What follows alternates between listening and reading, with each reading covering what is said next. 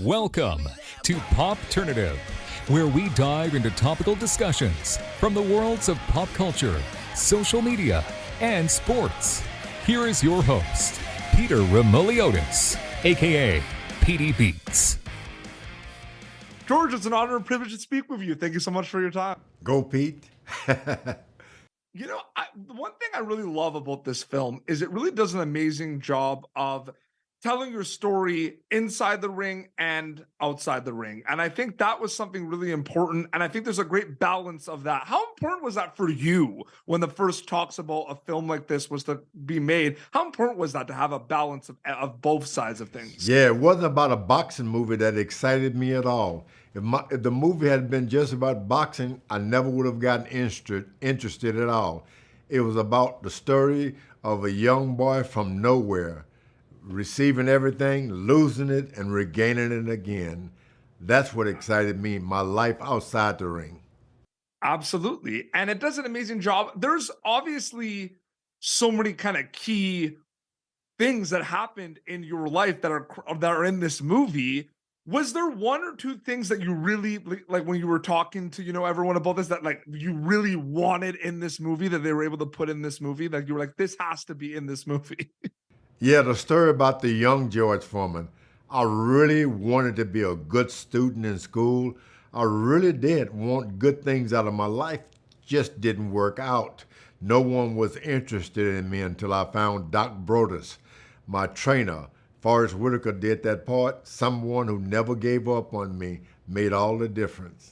Absolutely. Some of my favorite meals have been with the George Foreman grill. For me, it was the steaks. Like, you couldn't have a steak without the George Foreman grill. I have to say that, George. That grill really works.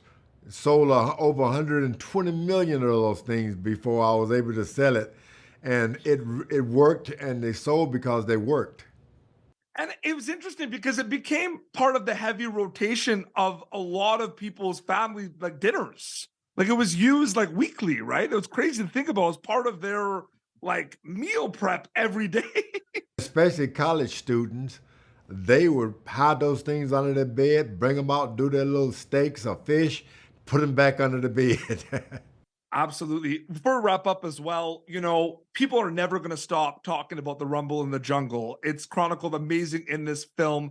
Does it still blow your mind a little bit that fight will always have an impact and always be talked about, George? Oh, the rope-a-dope.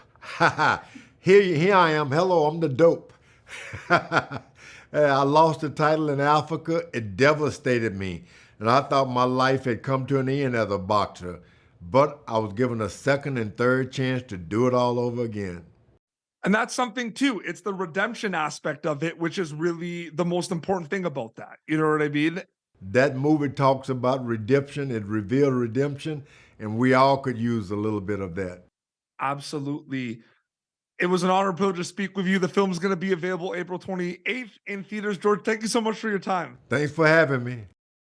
Thank you for tuning in to Popternative. Make sure to check out our past episodes of Popternative on YouTube. Be sure to like Popternative on Facebook and follow us on Twitter. This has been an Autograph Communications production.